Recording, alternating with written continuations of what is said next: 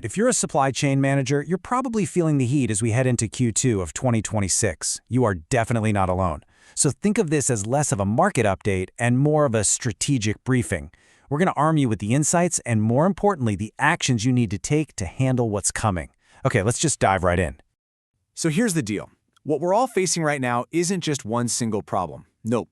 It's more like 10 different crises, all tangled up and hitting us at the exact same time. We're talking port gridlock, we're talking component shortages, the whole shebang. But, and this is the important part, there is a way through it. We've managed to boil down the response into one single proactive playbook. So that brings us to the real question, the one you need to be asking yourself right now. Seriously, take a hard look at your current strategy, your inventory levels, who you're working with. Is your team really ready for the storm that's on the horizon?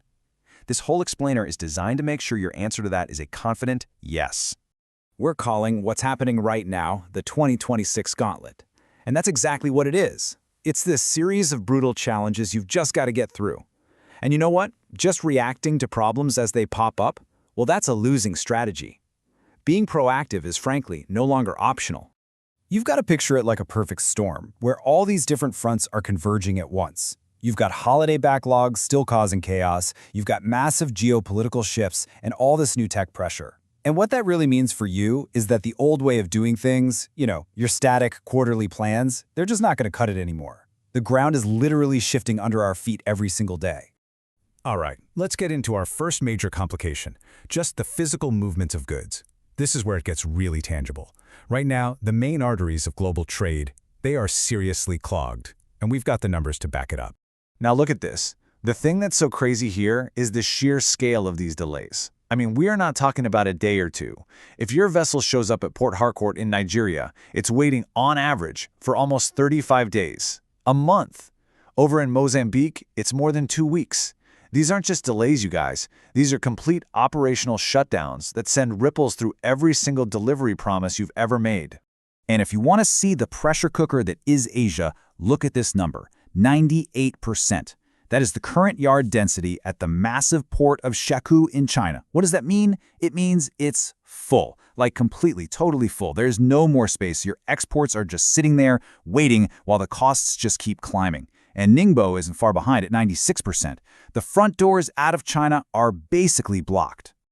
So what do you do? I mean, right now, today. First off, if you have orders coming out of China for March or April, you need to be front-loading them, like yesterday. Second, you have to bump up your safety stock by at least 3 to 4 weeks.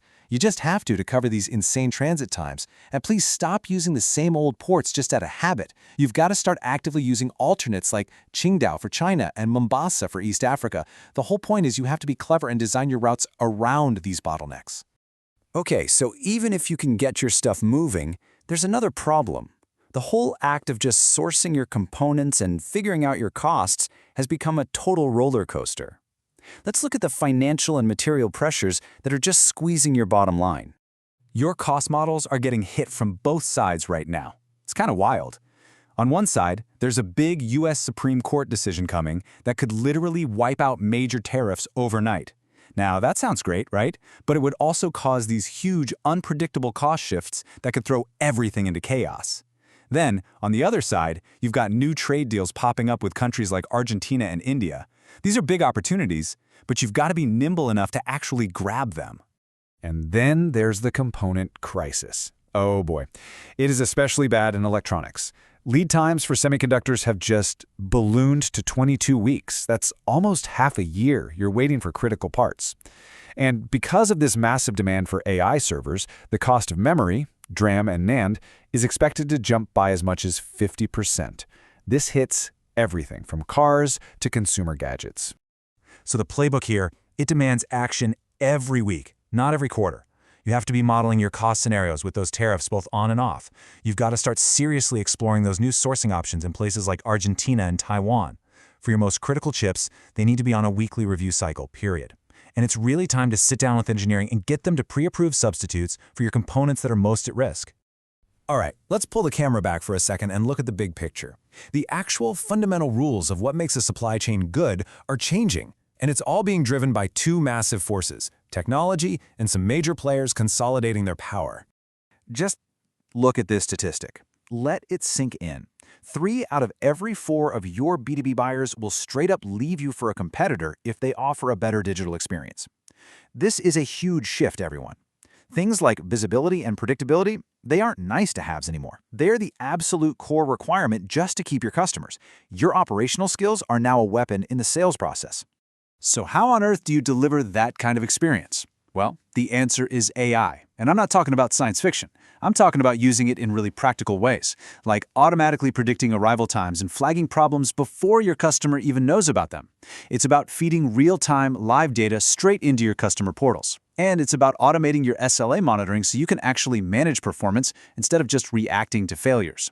Now, at the exact same time all this is happening, the market itself is consolidating.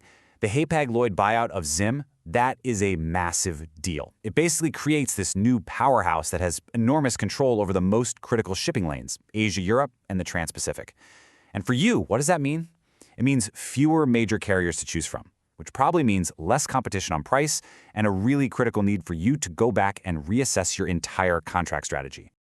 Okay, we've laid out the whole gauntlet. We've got port congestion, crazy cost volatility, and this huge strategic shift. So now, let's put it all together. Let's consolidate everything into a clear, unified, and, most importantly, actionable playbook. This quote right here, this is the core idea of this entire briefing. Everything we're about to talk about is built on this one principle. The teams that are going to win in Q2 and beyond are the ones making the tough, structural decisions right now, not the ones who are just waiting for a disruption to force their hand. And here it is, your entire playbook on a single slide. Let's quickly run through it. First, compress your planning. That means extending your forecast out to at least 12 to 16 weeks. Second, you have to build redundancy. For every single critical lane you have, you need 2 to 3 qualified backup carriers ready to go. Next, model your costs every single week, running those tariff scenarios we talked about. Fourth, redesign your routing. Actively go around the ports you know are jammed, like Shekou and Beira. And finally, you have to take advantage of this small window of opportunity. There's a forecasted 3.1% dip in U.S. imports. You need to use that temporary lull as a strategic moment to rebalance your inventory and get ready before the next big surge hits. So, we end right back where we started, with a very direct question for you. Looking at this playbook and thinking about your own operation, where do you really stand? Are you proactive or are you reactive? Because the difference between those two things is going to define your success, not just in this next quarter, but for the rest of 2026. The choice is yours.